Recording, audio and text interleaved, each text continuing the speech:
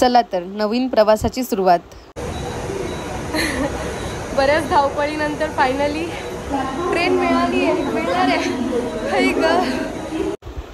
तर आम्ही चाललो होतो शहापूरला. आसनगाव तर तुम्हाला माहिती असेलच. तर त्या गावामध्ये गेल्यानंतर मला समजलं की बाबा इथे ट्रॅव्हलिंग सोर्स अजिबात नाही आहे.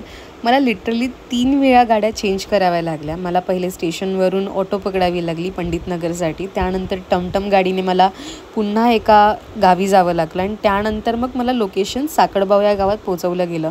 आणि त्या गावात जाण्यासाठी एवढा स्ट्रेस आहे की ह्या मुलांना पण जेव्हा 10वी पास झाल्यानंतर किंवा बराच एक मोठा स्ट्रगल करावा लागतो त्यांच्या एज्युकेशन सिस्टममध्ये सुद्धा. तर ह्या शाळेला भेटल्यानंतर आम्हाला समजलं की इथे म्हणजे सर्व गोष्टी अवेलेबल आहेत. नेचर आहे, छान हवा आहे, पण एज्युकेशन सिस्टमचं काय, इकडच्या मुलांना पुरेपूर गोष्टी उपलब्ध करून दिल्या जात नाहीत. जसं की त्यांना स्वतःचं कॉम्प्युटर नाही आहे किंवा सायन्स लॅब नाही आहे. आणि त्याच त्यांच्या हक्काच्या गोष्टी मिळवून देण्यासाठी किंवा त्यांच्यामध्ये एक अवेअरनेस निर्माण करण्यासाठी, कारण की आता बऱ्याच गोष्टी मुंबईमध्ये किंवा कुठे ना कुठे गावोगावी घडत असतात. तर त्याच्यामध्ये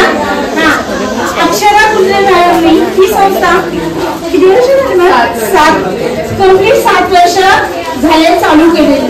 आणि त्यांचं एम काय आहे की त्यांच्या जी संपत्ती आपण जे कमवतो त्यातला 20% वाटा म्हणजे जे कमवलेले त्याच्यातले 20% रक्कम मुलांच्या शिक्षणासाठी यूज करायची. कशासाठी? मुलांच्या शिक्षणासाठी. म्हणजे शिक्षणासाठी काय, मुलांना ज्या गोष्टींची गरज आहे त्या गोष्टी पुरवायच्या. छोट्या छोट्या खेड्यापाड्यात जाऊन कोणती गरज आहे मुलांसाठी, काय रिक्वायरमेंट्स आहेत ते विचारणार आणि त्या पूर्ण करणार.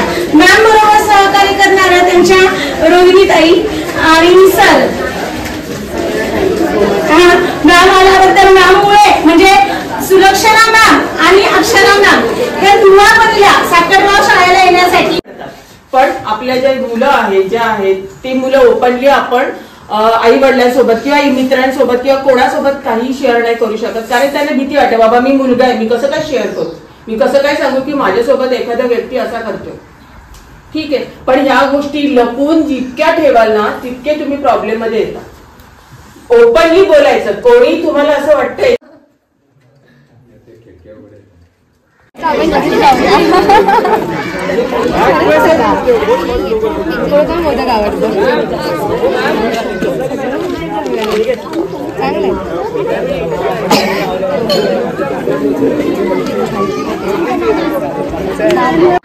आपल्याला अजून आपण काय काय गेम्स खेळायचे, अजून वेगळे काय काय करायचे, अजून खूप खेळायचे. पण काय अभ्यासाचे गेम पण खेळायचे.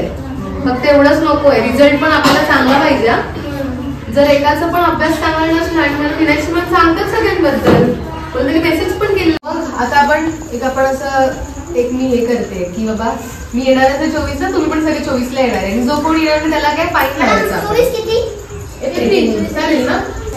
24 एप्रिल चालेल ना? सचिन तेंडुलकरचा बड्डे लक्षात ठेवा, माझा नाही राहिला तरी. कोणाच्या बड्डेला? सचिन तेंडुलकर. येस. कोण आहे तो? क्रिकेटर. रिटायर्ड झाला. चालेल मग चलो. कधी आपण भेटायचं सर्वांनी? ठीक आहे, डन. प्रॉमिस, माझ्याकडून प्रॉमिस तुम्हाला सर्वांना. ठीक आहे. हा, आणि माझा बर्थडे तो तुमचा पण सर्वांचाच बर्थडे. आपला माझा एकटीचा नाही, सर्वांचाच बर्थडे. ठीक आहे. मला गिफ्ट कोण आणणार आहे ते सांगा बाबा.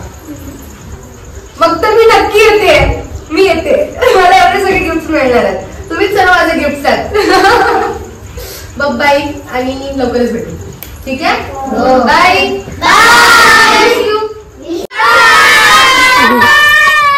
बाय. Love you all.